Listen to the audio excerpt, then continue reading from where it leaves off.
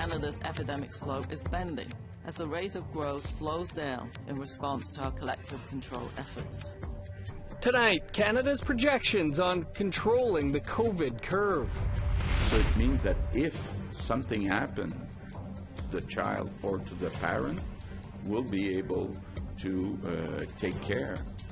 And Quebec prepares to open up schools amid First Nation fears.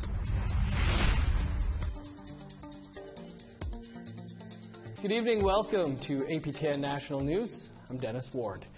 We begin tonight on the East Coast, where a man charged in the hit-and-run death of a Mi'kmaq youth in New Brunswick has been found not guilty. Angel Moore reports. On February 24, 2018, around 9:30 p.m., Maurice Johnson was driving his truck on St. Charles Road near Elsipogtog First Nation when he is alleged to have struck and killed 22-year-old Brady Francis. Johnson has always maintained that he believed he hit a deer. Francis's family and community members traveled from Elsipogtog to hear this morning's decision. They were not allowed into the Moncton courthouse because of COVID-19, so they waited outside. Brady Francis's mom, Jessica Purley, was shocked by the verdict. I am so let down. Like, I really believed and I had faith that, I thought, okay, this is going to be different.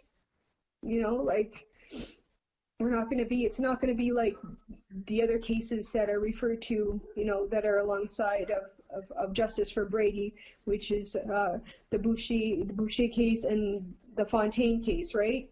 Justice Denise LeBlanc said Johnson's testimony was always consistent. The 57-year-old St. Charles man came forward after the collision and cooperated with the investigation. The judge found no conclusive evidence linking the vehicle to Francis's body and said the prosecution did not prove beyond a reasonable doubt that Johnson hit and killed Francis. Hurley fears nothing has changed in Canada's justice system for Indigenous people.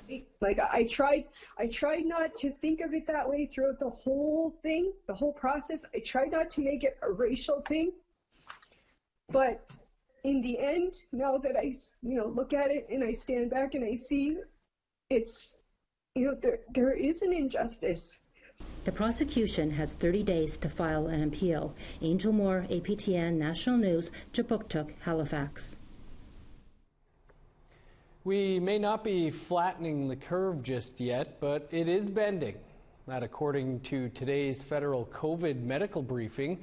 APTN's Todd Lamarand has Ottawa's latest projections on where the disease may be going. Dr. Theresa Tam announced that things are on track when compared to the rates of infection in other countries. Canada's epidemic slope is bending as the rate of growth slows down in response to our collective control efforts. Canada's total case counts continue to increase more slowly than most countries. Tam showed this graph where the red curve is a worst-case scenario, while the green one is a best case if current health measures are continued. That green range is exactly what we're aiming for, and we believe that we're staying within that zone. But the briefing projected that even if we stay on the green curve, 376,000 to 3.75 million cases are expected, with approximately 4,000 to 44,000 deaths.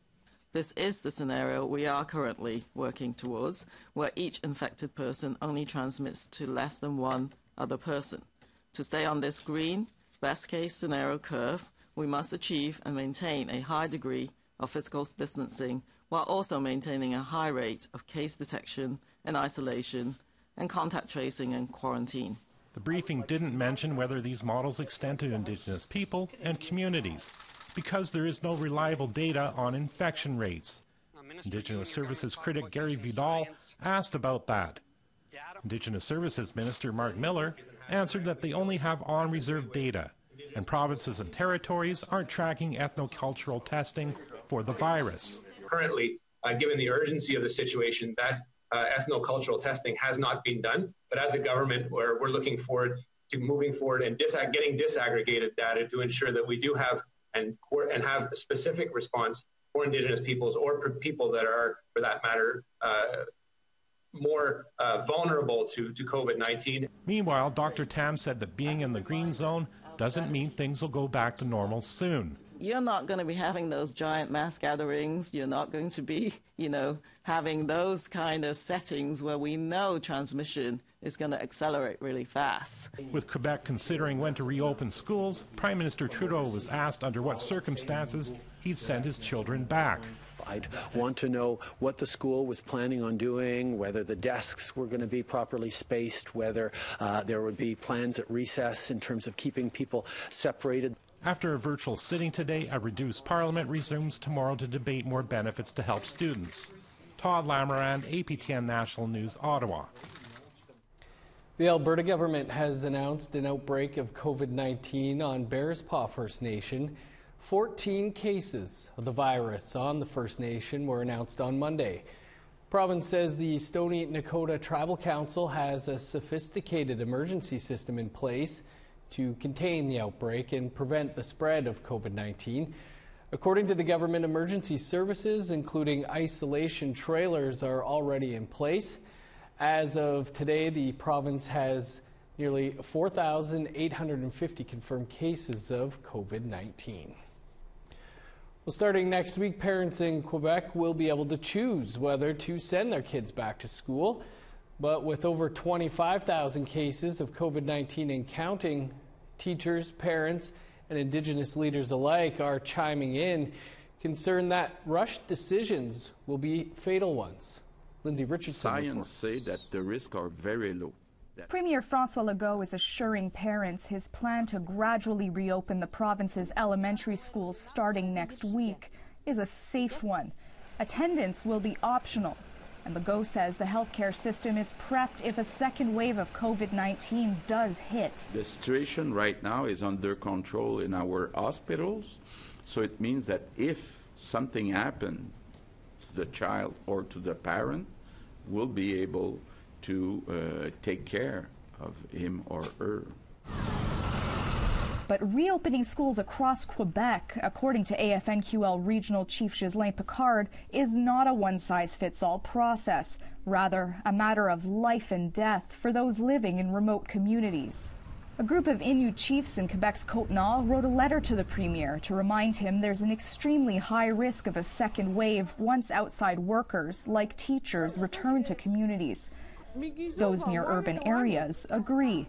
Just south of Montreal in Kahnawake, the COVID-19 task force responded to Legault with concrete plans of their own. That this year, the Kahnawake schools will not be opening.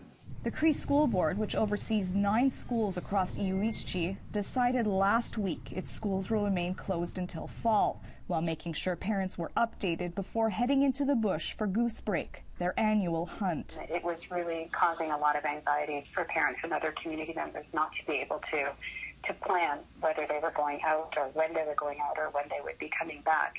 Aside from on-the-land learning, the Cree Board is providing learning material online in 3 languages to make up for cancelled lessons. We've had very supportive feedback from the communities and from parents because we all understand how vulnerable our population is, and pretty much everybody in our communities has somebody in their household who they know they need to protect. Over 1,600 Quebecers have died due to COVID-19, but for First Nations in Quebec, the death toll stands at 0. And by keeping schools closed, they hope to keep it that way. Lindsay Richardson, APTN National News, Montreal. Walpole Island First Nation in southern Ontario has reported its first 2 cases of COVID-19. But on a positive note, access to COVID-19 testing in the community has improved. Walpole's Director of Operations, James Jenkins, explains. What they've done in the last 10 days or so is they've prioritized Indigenous peoples, so our community members are able to access a test if they've been experiencing symptoms. So, and we've also been able to take out the requirement for physicians' referrals. So they can get a referral for a testing center just by calling the health center. So that's made them more accessible. There are now new amendments to travel restrictions and self-isolation protocols in Northwest Territories. This time it deals with essential workers coming up from the south. Charlotte Moore Jacobs is on the NWT Alberta border and has an update. Borders like this one have been closed to non-NWT residents since March 21st, and anyone returning home had to self-isolate for 14 days. But this week, the territorial government added a new restriction, this time targeting essential workers who were once exempt from that self-isolation protocol. Now, those working in mining, healthcare, corrections, construction, and supply will need to self-isolate unless they're given written permission by Chief Public Health Officer Dr. Cami Condola. Even with written permission, they will still need to self-report symptoms every 4 days for up to 2 weeks. APTN News asked Dr. Condola in a press conference today just how many essential workers had been coming across the border since March 21st. She said the government would actually have a better idea now that they're going to be tracking how many essential workers are crossing to and from, and this will allow restrictions to eventually be lifted. Charlotte Mort-Jacobs, APTN National News, Fort Smith. Still to come, we'll hear from the daughters of Cindy Mountain, the first First Nations person to die from COVID-19 in British Columbia. Stay with us. Here's a look at Wednesday's weather forecast starting on the East Coast. 10 above with snow for Halifax, +3, and snow in St. John's. Sunny skies and 14 for Happy Valley Goose Bay, 10 for Cartwright. 16 in Montreal, 8 and sunny in Saguenay. 11 with showers for Toronto, 16 and rain in Ottawa. 15 in Thunder Bay, 11 in Sioux Lookout. +2 in Churchill, 9 for Puckatawagan. 17 with rain in Winnipeg, 19 under sunny skies for Dauphin. 22 in Regina, 23 for Swift Current. 21 in Meadow Lake, 16 with showers in La Ronge.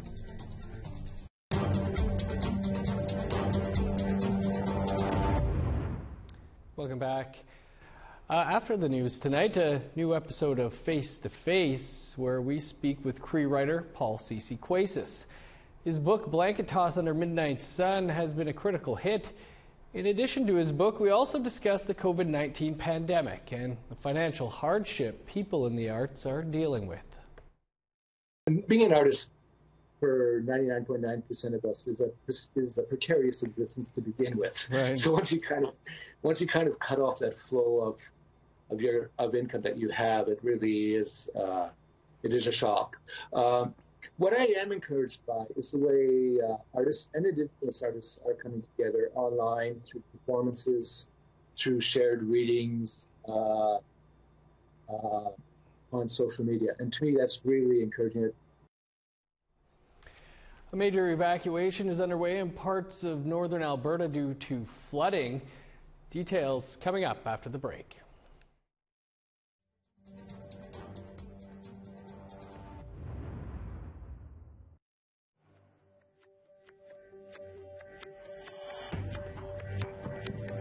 Here's a look at the rest of Wednesday's weather forecast. Picking back up in northern Alberta. Sunny and 19 for Fort McMurray, 17 in High Level.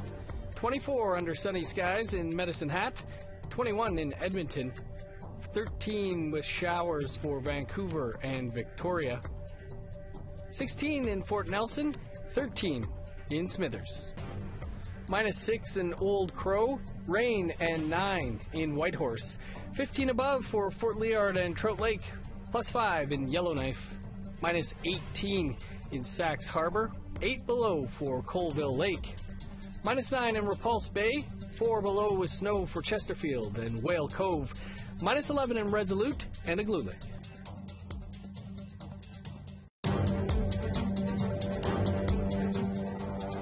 Welcome back. Here now is our story from Tina House in British Columbia, where the first First Nations person has died from COVID-19. When twin sisters Marilyn and Jacqueline think about their mother, Cindy Mountain, they can't help but smile. She's a heart of gold, carefree, always laughter, always positive. And she had a loud voice, yeah, and a big smile. She lived in Alert Bay, BC, and despite staying home, washing her hands and sanitizing, they say their mom started getting sick around April the 7th. But she thought it was just her usual yearly cold and didn't go to the doctor. And over the next few days, it got worse. She wasn't texting us like she usually did. She always texts us in the morning, say, "Good morning, daughters and family." And then she would text us at night saying, "Good night, love you," and stuff. But she wasn't doing that for like 4 or 5 days. Yeah. She said she shut her phone off, said she was tired, said she woke up in sweats and everything. And we were trying to tell her to go get tested. But she's like, "I don't have it." And just over a week after first getting sick on April the 16th, her situation became critical. My sister called her that day, and my mom was gasping for air because she wasn't getting enough oxygen. So she got air ambulance to Nanaimo. And then the doctors and that in Nanaimo didn't want to tell us over the phone how bad it was getting. Every day was just declining because we were so far away. They didn't want us to worry that much. And then the doctor called me on Wednesday evening at 8:30 and told me, like, straight up, "This is what's going on, this is what's happening, I'm worried." He always stated he was worried for my mom. They said they weren't prepared for seeing their mom so ill. She was on all these tubes, and to see your mom there and you can't do anything, you can't even touch her because we're behind a glass door. So you can't do anything but just stare at her and know that she didn't want this. She didn't want all these tubes. And knowing that those machines were the only thing keeping her alive. It was... Don't wish that upon anybody. 59-year-old Cindy Mountain sadly died of COVID-19 on April the 24th, 2020. Just over 3 weeks after first getting sick. She has 4 children and many grandchildren that she loved dearly. She is the first First Nations elder to succumb to the deadly virus in BC. They said that she just was one of them who got hit really hard with it. That even if she got there earlier, that it might not even have helped. Because we think our mom had more issues than she was telling us. Because she was smoked too, so they didn't help with her lungs. BC Chief Medical Health Officer Bonnie Henry spoke about her passing in her daily COVID-19 update recently. Our elders, in particular in our First Nations communities, are culture and history keepers. When they become ill and when they die, we all lose. And I want you to know that we feel that collective loss today. My thoughts are with her family and her entire community. It's a 40-minute ferry ride from the northern tip of Vancouver Island to reach the village of Alert Bay on Cormorant Island, and is the only community in BC to get a local state of emergency after clusters of the virus were discovered there.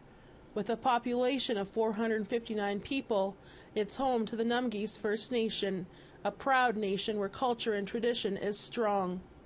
Now, since the state of emergency, every night at 9 p.m., the tsunami siren goes off, signaling that no one is allowed out of their homes until 6 a.m. the next day. The island has been on lockdown since early April, but it is believed that a traveler brought it to the island. The mayor has also tested positive for COVID-19. Officials say that 4 more residents are gravely ill and have been transferred to the hospital in Nanaimo. People need to take it more seriously. Like, people shouldn't have been on the ferry. People shouldn't have been coming to Alert Bay. Like, if they heard about this and had a loved one dying from it, then they should have stayed away. They take it more serious, 'cause it's just hard. Sorry. Yeah, just take it more serious and to follow what the nation wants you to do. Stay home, wash your hands, do everything they tell you to do, and don't think it's a joke until you lose someone like we had to. Cindy Mountain will be cremated, and a service will be held at a later date to honor a woman who meant so much to so many. Tina House, APTN National News, Port Coquitlam. Strong daughters for speaking and sound advice. A new study confirms that people from Grassy Narrows are dying prematurely from long-term mercury exposure. A team of scientists from Quebec have published data that concludes residents of Grassy Narrows who died before the age of 60 were exposed to mercury 5 times higher than those who lived past the age of 60. In the 1960s, the Dryden Mill started dumping mercury toxins into the lake that flowed downstream to Grassy Narrows and Wabasimoon. Dr. Donna Mergel from the University of Quebec in Montreal says poisoned fish is connected to the mercury exposure. Because Grassy Narrows, prior to this, was a very highly functioning community, so that both the men were working fishing guides, women would be cooking, cleaning in the fishing lodge, and fishing guides would be bringing the fish home. So yes, the source of mercury in Grassy Narrows is fish consumption, and those who ate more fish had higher levels of mercury.